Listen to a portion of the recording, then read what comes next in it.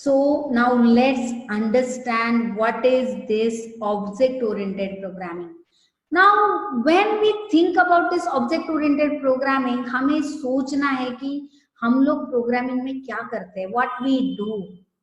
Basically we provide IT solutions to manage data, IT solution to manage data to the end user. अभी हमारा end user क्या है, तो अगर हम लोग एक स्कूल में जाते हैं तो वहां पे क्या जरूरी है, वहां पे उसको स्टूडेंट का डेटा जरूरी है, वहां पे उसको टीचर का डेटा जरूरी है, वहां पे उसको अकाउंट डिपार्टमेंट का डेटा जरूरी है, वहां पे एडमिनिस्ट्रेशन का डेटा जरूरी है. तो again these are different wings. तो यहाँ पे हम लोग को सारे कॉन्सेप्ट को मर्ज करने की जरूरत नहीं है. तो वहां पे सारा डेटा एक फ्लो में, और वहां पे रिलेशनशिप भी है. जैसा स्टूडेंट का रिलेशन टीचर के साथ है, टीचर का भी रिलेशन और बाकी के जो डिपार्टमेंट्स है उसके साथ भी है, अकाउंट्स के साथ है. तो दिस डिपार्टमेंट्स आर इंटरलिंक्ड. तो फिर हम लोग एक साथ ही कोडिंग करेंगे तो it will be quite difficult.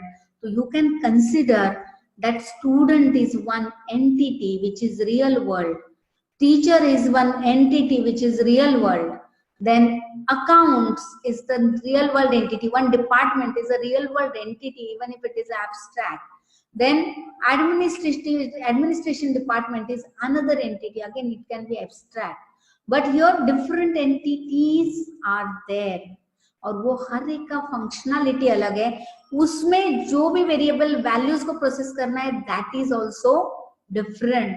So you need to understand about real world entity. तो entity ये real world की कोई भी चीज हो सकती है जिसका डेटा आपको कंप्यूटर में स्टोर करना है और उसके लिए ही आपको एक सॉफ्टवेयर बिल्ड करना है. तो now when we will start learning about object oriented programming, हम लोग वही सोचेंगे कि एक entity को लेके हम लोग ये सॉफ्टवेयर को कैसे बिल्ड करेंगे. Now we can think about the student entity, employee, you can consider any employee, then book entity etc. So real world की कोई भी entity जिसके लिए आपको IT का एक solution देना है, सॉफ्टवेयर देना है, तो ये entity को हम object के फॉर्म में डिफाइन कर सकते हैं. Now what is the process to define an object oriented, why we call it as object? Let's consider कि अभी हमें object oriented प्रोग्रामिंग में स्टूडेंट का डेटा स्टोर करने के लिए एक मैकेनिज्म बनाना है. तो we will not think anything else, we will just focus on that one entity which is student. And when we think about student, again it will has its own variables, student ID, roll number, string student's name, integer English marks, integer Hindi marks. Now what is this? These are called as properties. तो कभी भी हम लोग एक object के बारे में सोचते हैं तो पहले सोचना पड़ेगा कि ये जो स्टूडेंट नाम का ऑब्जेक्ट है उसका कौन सा डेटा हमें मेमोरी में स्टोर करना पड़ेगा, कौन सा डेटा सोचना पड़ेगा. तो जैसे ही एक स्टूडेंट दिमाग में आता है, पहले हमें आता है उसका student ID, again is different, you can call it as student ID. Registration number भी हो सकता है उसका, जो स्कूल के रिकॉर्ड के लिए है, हर एक स्टूडेंट का रजिस्ट्रेशन नंबर. उसके बाद उसके जो क्लास है, उसकी जो क्लास है उसमें उसको आइडेंटिफिकेशन नंबर दिया जाता है, that is known as roll number. Then उसका नाम, और उसके फिर और क्या आएंगे, उसके सारे सब्जेक्ट के मार्क्स. तो 6 सब्जेक्ट है तो यहाँ पे 6 सब्जेक्ट के मार्क्स आएंगे, फिर उसका टोटल आएगा, फिर उसका परसेंटेज आएगा. So all these are basically called as properties of that particular object. These are called as properties of that particular object. तो अभी तक जो प्रोसीजरल अप्रोच में हो रहा था, हम लोग ऑब्जेक्ट ओरिएंटेड की तरह सोच ही नहीं रहे थे. यहाँ पे अभी एक ही यूनिक ऑब्जेक्ट यूज किया गया है और ये यूनिक ऑब्जेक्ट को हम लोग डिफाइन कर रहे हैं कि ना वी विल इमेजिन कि ये स्टूडेंट की कितने प्रॉपर्टीज है. तो we listed down the number of properties, लेकिन ये प्रॉपर्टीज में हम लोग को देखना पड़ता है कि कौन सी प्रॉपर्टीज पब्लिक है और कौन सी प्रॉपर्टीज प्राइवेट है. नाउ इसमें ये जितने भी वेरिएबल्स होते हैं ना, ये सारे प्राइवेट प्रॉपर्टीज होते हैं. और ये बट ऑब्वियस मेरा पेन है तो मेरा ही पेन रहेगा। हर एक स्टूडेंट का रोल नंबर उसका प्राइवेट प्रॉपर्टी है, वो ऐसे ही किसी दूसरे को एक्सेसिबल नहीं चाहिए। So that data we may need to maintain it privately. So private अगर हम लोग अप्लाई करेंगे तो ऑब्जेक्ट ओरिएंटेड में हम सिक्योरिटी भी ऐड कर रहे हैं, फायरवॉल ऐड कर रहे हैं कि अभी ये जो डेटा है it is private to that particular entity, so it can not be access by other users. Then public properties में क्या आता है, तो पब्लिक प्रॉपर्टीज में एक्चुअली फंक्शंस आते हैं। लाइक मुझे अभी टोटल मार्क्स फाइंड आउट करना है, तो ये टोटल मार्क्स एक स्टूडेंट का जो फाइंड करना है, तो मुझे उसका इंग्लिश के मार्क्स का एक्सेस लगेगा, हिंदी के मार्क्स का, बाकी के सब्जेक्ट के मार्क्स का।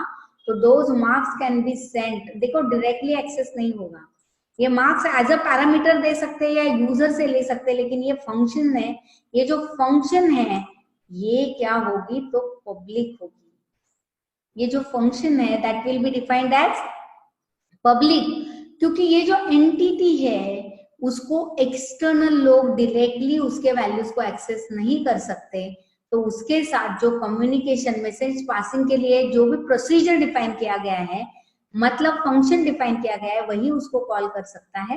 तो this total marks is the function, public property है। और यहाँ पे रिटर्न में हम लोग इंग्लिश प्लस हिंदी, वैसे ही अगर 6 सब्जेक्ट होते थे तो सारे मार्क्स को हम ऐड करते थे, तो all the marks we will add,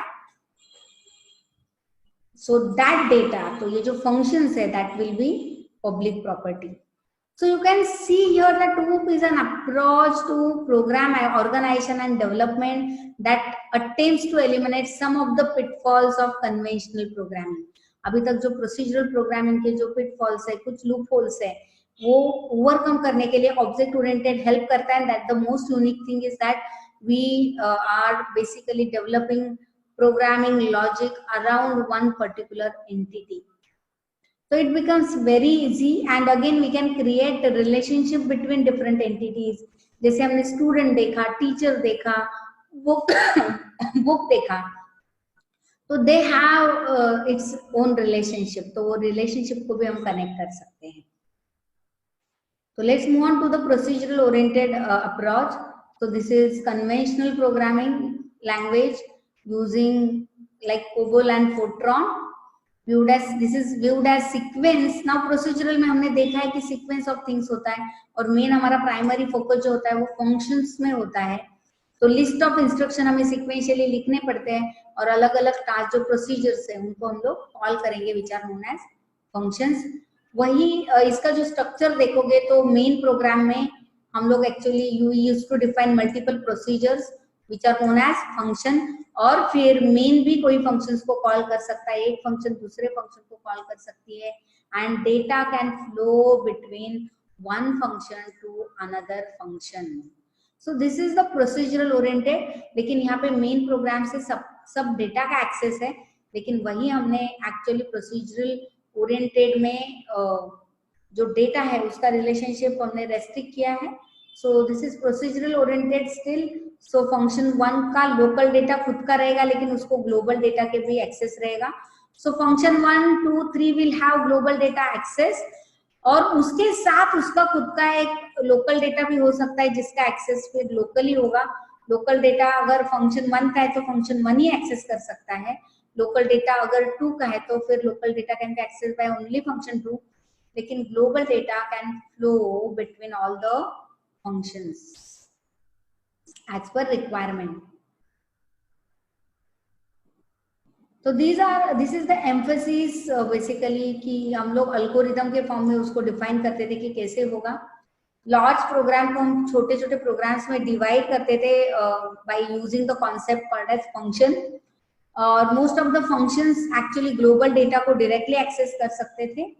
तो जो भी फंक्शंस है उसके रिलेटेड डेटा को हम एक्सेस कर सकते थे। Data can move openly around the system from one function to another function. एक फंक्शन से दूसरे फंक्शन में इजीली हम लोग डेटा को सेंड कर सकते थे। Functions transform data from one to another, and it has used the important approach which is called as top down. क्योंकि हम लोग पूरे डिटेल्स में जाते ही नहीं थे, बस एक सोल्यूशन चाहिए, प्रोसीजर डिफाइन किया, सो टॉप से हमने स्टार्ट किया और फिर एंड तक हम उसको सॉल्व करने गए। तो एक्चुअली इसमें प्रॉब्लम भी है कि पहले से एक पर्टिकुलर टास्क डिफाइन नहीं है, तो हम लोग ये टास्क को सॉल्व करने की कोशिश करेंगे, लेकिन एंड टू एंड तक सारे रिसोर्सेज प्लान नहीं है, तो it may create a very difficult situation to complete while writing this procedural writing programs in procedural programming approach। और वही सारे प्रॉब्लम जो है वो सॉल्व होते हैं ऑब्जेक्ट ओरिएंटेड में।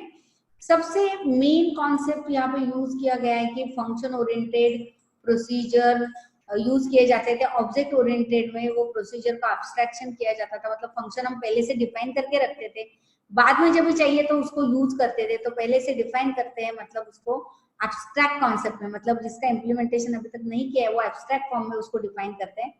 और ऑब्जेक्ट ओरिएंटेड में बेसिकली हम लोग प्रोसीजर एंड डेटा एब्स्ट्रैक्शन दोनों भी यूज कर सकते हैं। तो it supports external interface, it supports free flow of data, and it will not support, basically C will not support external interface but object oriented will support external interface। यहाँ पे data कैसे भी flow हो सकता है, लेकिन यहाँ पे सिक्योर डेटा होता है, no one can, it will not freely flow. उसके लिए हमें मैकेनिज्म इंप्लीमेंट करना पड़ता है डेटा को एक्सेस करने के लिए। It is called as flow oriented but it is called as object oriented. एक फ्लो हम फॉलो करते थे, फिर उसमें मल्टीपल ऑब्जेक्ट को भी हम प्रोसीजर लैंग्वेज में प्रोसेस कर सकते थे। जैसे एक ही प्रोग्राम में हम टीचर के लिए, स्टूडेंट के लिए, सबके लिए सॉल्यूशंस लिख रहे हैं, लेकिन ऑब्जेक्ट ओरिएंटेड ओरिएंटेशन में, ऑब्जेक्ट ओरिएंटेड प्रोग्रामिंग लैंग्वेज को यूज करते वक्त हम लोग डिफरेंट सॉल्यूशंस अलग अलग देंगे। So let's move on to the next concept. Already we learn this. So organization कैसे होता है ऊप्स में, तो यहाँ पे एक ऑब्जेक्ट है, here we can consider that this is a student object. ये स्टूडेंट ऑब्जेक्ट का खुद का डेटा होगा और वो डेटा को प्रोसेस करने वाले उसके फंक्शंस होंगे। तो these are the procedures. So object oriented में प्रोसीजर्स तो यूज होते हैं, लेकिन ऑब्जेक्ट के टुवर्ड्स प्रोग्रामिंग होता है। तो एक स्टूडेंट एंटिटी को हम अलग से डिफाइन करेंगे, टीचर का डेटा अलग रहेगा और टीचर के फंक्शंस भी अलग रहेंगे, बुक्स का ऑब्जेक्ट अलग रहेगा, बुक्स का डेटा भी अलग रहेगा और फंक्शंस भी अलग रहेंगे। और ये जो data will be secured of student, of teacher, of books, क्योंकि ये डायरेक्टली स्टूडेंट ऑब्जेक्ट डायरेक्टली इसके डेटा को एक्सेस नहीं कर सकता। तो उसको अगर एक्सेस करना है तो उसका परमिशन लेने के लिए उसका जो स्पेसिफिक फंक्शन डिफाइन किया गया, प्रोसीजर डिफाइन किया गया है, उसको कॉल करना पड़ेगा and then it will just access that data. उसके अंदर जो फंक्शन है वही एक्सेस कर सकती है डेटा को। और ये जो डेटा फ्लो होता है वो नॉर्मली फंक्शंस के थ्रू होता है, from one object to another object to another object. So this is the concept of OOP। तो ऑब्जेक्ट ओरिएंटेड प्रोग्रामिंग है, एक ऑब्जेक्ट को ध्यान में रखते हुए प्रोग्रामिंग किया जाता है, एक एब्स्ट्रैक्ट कंसेप्ट किया जाता है। इंडिविजुअली सारे ऑब्जेक्ट सेपरेटली डिफाइन किए जाते हैं, उसका प्रोसेस सेपरेटली डिफाइन किया जाता है, उनके वेरिएबल्स प्राइवेट रखे जाते हैं, लेकिन ये सबको एक साथ एक प्रोग्राम में कन्वर्ट करने के लिए या उसके सबके फीचर्स एक साथ यूज करने के लिए, डेटा फ्लो करने के लिए जो फंक्शंस है उससे मैसेजेस सेंड किए जाते हैं for the communication purpose, and then program can be executed. तो ऊप्स के कंसेप्ट में बहुत सारे कॉन्सेप्ट हम सीखने वाले हैं। जैसे ऑब्जेक्ट अभी मैंने एक्सप्लेन किया, I think you might have understood that object. Inheritance क्या होता है, जैसे अभी मैंने बोला कि अगर स्टूडेंट नाम का एंटिटी है तो वापस टीचर भी उसके रिलेटेड रहेगा या बुक्स भी रहेंगे।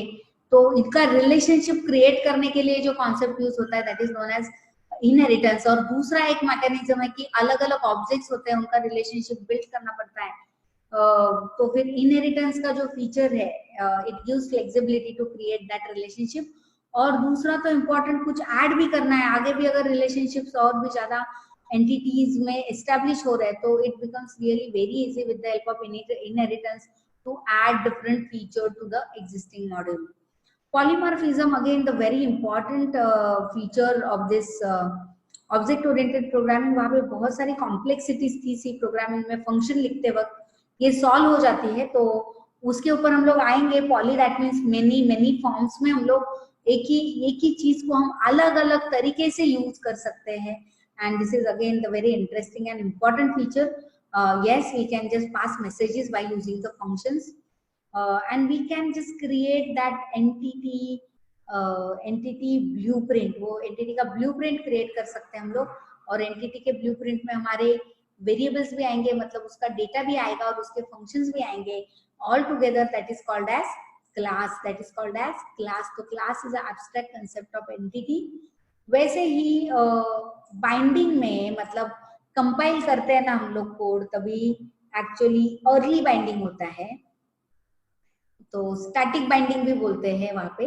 तो अर्ली बाइंडिंग होता है, कंपाइल टाइम बाइंडिंग होता है. लेकिन कभी कभी हम लोग पहले से डेटा को, मतलब बाइंडिंग मतलब क्या है कि जो फंक्शन कॉल होता है वो फंक्शन को कंपाइल टाइम में बाइंड किया जाता है एक पर्टिकुलर फंक्शन के कोड के साथ, तो फिर उसको बोलते हैं अर्ली बाइंडिंग. लेकिन कभी कभी ऐसे बाइंड करके हमें प्रॉपर रिजल्ट नहीं आते. हम लोग इनहेरिटेंस के कंसेप्ट में सीखेंगे ये कि ये रिजल्ट क्यों नहीं आते. तो ये रिजल्ट लाने के लिए फिर हमें स्विच ऑन करना पड़ता है डायनामिक बाइंडिंग के लिए. तो that is also important concept. Encapsulation के बारे में मैंने आपको बताया था कि वहाँ पे डेटा भी रहते हैं और फंक्शंस भी रहते हैं उसको प्रोसेस करने के लिए, independently developed for that particular object. So this is the additional feature of encapsulation. And in the similar way, ये जो सारे फीचर है वो क्लास के फॉर्म में हम लोग डिफाइन करेंगे. और पहले जो क्लास डिफाइन होगा उसमें कुछ भी इम्प्लीमेंटेशन नहीं होगा, सिर्फ प्रोसेस होगा. एंड देयरफॉर एक ब्लूप्रिंट क्रिएट हो जाएगा कि ये ऑब्जेक्ट आगे जाके कैसे प्रोसेस करने वाला है. प्रोसीजरल में हम ऐसा सोचते ही नहीं थे कि ये ऑब्जेक्ट के साथ क्या ऑपरेशंस होंगे, कैसे वर्क फ्लो होगा, क्या होगा. लेकिन यहाँ पे हमें पूरा प्लानिंग पहले से करके रखना पड़ता है. सो यू कैन कॉल कि बिल्डिंग बनाने के पहले जैसे आर्किटेक्ट एक ब्लूप्रिंट बनाता है, वैसे ही ब्लूप्रिंट हमें ऑब्जेक्ट ओरिएंटेड में क्रिएट करनी पड़ती है. And that concept of blueprint is nothing but known as data abstraction. So these are the concept. Let's go through one by one. Already I explained you about the object which are real world. And then next is see, this is the object. तो student तो उसका data होगा और उसके related functions होंगे, और ये function हम लोग प्रोसेस करेंगे. तो स्टूडेंट ऑब्जेक्ट है और ये सारे उसके फंक्शंस है. तो ऑब्जेक्ट को ऐसे रिप्रेजेंट कर सकते हैं by using the concept of encapsulation. तो एनकैप्सुलेशन का कॉन्सेप्ट को यूज करके हम डेटा एब्स्ट्रैक्शन का व्यू क्रिएट कर सकते हैं. Then class, as I told you, class dissimilar data type के एलिमेंट को, जैसे student entity will contain different values, roll number भी होगा, उसका एवरेज भी होगा, मतलब परसेंटेज भी होगा, तो उसका नाम भी होगा. तो वहां पे कैरेक्टर भी आएगा, वहां पे फ्लोट भी आएगा, वहां पे इंट भी आएगा, और अलग अलग डेटा टाइप्स भी आ सकते हैं. तो that is the abstract concept. तो ये अलग अलग कॉन्सेप्ट को एक साथ मल्टीपल डेटा टाइप, एक इंट तो एक फ्लोट, ऐसे मल्टीपल अलग अलग डेटा टाइप्स को मर्ज करके आप इकट्ठा उसको डिफाइन करते हो. तो that is known as class. Encapsulation, association करेंगे हम लोग. एक एंटिटी है, उसके एट्रीब्यूट्स क्या है, और उसको ये एट्रीब्यूट को प्रोसेस करने वाले अलग अलग प्रोसीजर्स बनाएंगे, मतलब फंक्शंस बनाएंगे. That means we will associate the attributes of entity with the function. So it is known as the concept of encapsulation. और इसकी वजह से एक लेयर क्रिएट हो जाता है, प्राइवेसी अप्लाई की जाती है, डेटा को डेटा सिक्योर हो जाता है, और इसके लिए external world can not access this data directly, और यहाँ पे एक सिक्योरिटी ऐड हो जाता है प्रोग्रामिंग के कॉन्सेप्ट में. Data abstraction already I have explained you कि how we can use the data abstraction concept to define the class. वो entity के अराउंड सोचना है और सब कुछ पहले से सोचना है. प्रोग्राम स्टार्ट भी नहीं हुआ है लेकिन we have all clarity. So इसको bottom up भी बोलते हैं. हमारा जो प्रोसीजरल का अप्रोच है that is top down, but this is bottom up approach. तो नेक्स्ट फीचर इज इनहेरिटेंस. एक क्लास का रिलेशनशिप दूसरे क्लास के साथ हो सकता है. तो there can be a parent child relationship or any other relationship, and we can implement it by using the inheritance. तो यहाँ पे इनहेरिटेंस में एक्चुअली कैसे स्ट्रक्चर किया जाता है कि व्हीकल एक कैटेगरी है, लेकिन ये व्हीकल में भी और कैटेगरीज हो सकते हैं कि ट्रांसपोर्ट व्हीकल और पैसेंजर व्हीकल. फिर ट्रांसपोर्ट के उसके अपने क्वालिटीज होंगे और वही क्वालिटीज एक्सटेंड होंगे उनके पर्टिकुलर प्रोडक्ट क्योंकि ट्रांसपोर्ट व्हीकल में वैन भी आ सकता है, ट्रक भी आ सकता है, पैसेंजर व्हीकल में कार भी आ सकता है, बाइक भी आ सकता है. Common features will be extended to these entities and new features will be defined separately for each and every entity, for each and every entity. So this is the property, this is the concept of inheritance कि easily हम लोग programme के feature को, नए नए features को add कर सकते हैं, उसको इम्प्लीमेंट कर सकते हैं. तो that is the concept of inheritance. And then the next is polymorphism. As I told you, एक ही एक्चुअली क्लास है. देखो यहाँ पे शेप है, सर्कल है, शेप से ही वापस 3 डिराइव हुए हैं. तो शेप में है सर्कल, शेप में है बॉक्स, शेप में है ट्रायंगल. लेकिन आप अगर देखोगे तो यहाँ पे ड्रॉ मेथड सबका सेम है, सब में एक ही नाम का ड्रॉ मेथड है, लेकिन automatically polymorphism multiple, poly means multi, multiple forms में जा सकता है डिपेंडिंग ऑन द ऑब्जेक्ट. अगर सर्कल का ऑब्जेक्ट होगा तो ऑटोमेटिकली वो सर्कल का ही ड्रॉ कॉल करना चाहिए. बॉक्स का ऑब्जेक्ट है तो बॉक्स का ही कॉल करना चाहिए. ट्रायंगल का ऑब्जेक्ट है तो ट्रायंगल का. लेकिन अगर अर्ली बाइंडिंग होता है तो ये हो नहीं सकता. इसके लिए हमें लेट बाइंडिंग और डायनामिक बाइंडिंग परफॉर्म करना पड़ता है. तो ये डायनामिक बाइंडिंग हम लोग परफॉर्म कर सकते हैं स्पेसिफिकली इन्फॉर्म करके कि आपको अर्ली कंपाइल टाइम पे बाइंड नहीं करना है, तो आपको कब बाइंड करना है, रन टाइम बाइंड करना है. तो that will be known as dynamic binding. एक स्पेसिफिक सिचुएशंस में पॉलीमॉर्फिज्म का भी हम कंसेप्ट, एनकैप्सुलेशन का कंसेप्ट और डायनामिक बाइंडिंग का कंसेप्ट, सब कंसेप्ट हम एक साथ यूज करेंगे अलग अलग प्रोग्राम्स में. और मैसेज पासिंग कैसे होता है, तो थ्रू द फंक्शंस. जो अलग अलग फंक्शंस है, जैसे ऑब्जेक्ट है उसको रिलेशन में हम लोग डायरेक्टली वैल्यू स्ट्रक्चर में एक्सेस कर रहे थे, employ dot name, employ dot salary. Instead of that here employ dot salary ये फंक्शन है, उसको सिर्फ हमने पैरामीटर दिए. ये जो ऑब्जेक्ट है एम्प्लॉय नाम का ऑब्जेक्ट ऑटोमेटिकली सैलरी फंक्शन को कॉल करेगा, उसको नेम मैसेज भेजेगा, ये इंफॉर्मेशन भेजेगा, and it will process it and it will return the result. So this is the message passing कि एक ऑब्जेक्ट जो है वो दूसरे ऑब्जेक्ट को मैसेज पास करेगा. तो फाइनली ये सबका डेटा मर्ज करके ही हमें रिजल्ट मिलेगा. तो now what are the benefits कि मल्टीपल, एक ही ऑब्जेक्ट के, अभी एक बार हमने डेटा एब्स्ट्रैक्शन कर लिया, एक बार एक एंटिटी का एब्स्ट्रैक्ट व्यू क्रिएट कर लिया, मतलब now you can use that view to create multiple instances. एक बार तैयार किया तो अभी स्टूडेंट का सॉफ्टवेयर तैयार किया, मतलब हमें पहले फॉर्म को, पहले स्टूडेंट का डेटा एंटर किया, वापस हम लोग ऐड न्यू करके दूसरे स्टूडेंट का ऐड कर सकते हैं, ऐड न्यू करके वापस तीसरे स्टूडेंट का. लेकिन इसमें कोई भी डायरेक्ट एक्सेस नहीं रहेगा. जैसे स्टूडेंट 1 का एक्सेस स्टूडेंट 2 को नहीं रहेगा, स्टूडेंट 2 का एक्सेस स्टूडेंट 3 को नहीं रहेगा. So it adds the flexibility and the number of instances we can create of similar data type. क्योंकि एक डेटा टाइप ही हो गया तैयार, new user defined data type which is class. Object oriented system can be easily upgraded from small to large, क्योंकि easily हम लोग code को add कर सकते हैं. इनहेरिटेंस के थ्रू हम कनेक्ट कर सकते हैं एग्जिस्टिंग कोड के साथ, और इसके लिए इजीली एक्सटेंशन पॉसिबल है. Message passing technique for communication between object makes the interface descriptions with external system much simpler. और सॉफ्टवेयर कॉम्प्लेक्सिटी भी इजी हो जाती है क्योंकि सिंप्लीफाइड स्ट्रक्चर है. Disadvantages are little actually generalized है concept. then the relationship among classes become artificial at times, but obviously it will be artificial only क्योंकि वो क्लासेस में एक्चुअल तो पर्सन नहीं बैठेगा, तो it will be artificial.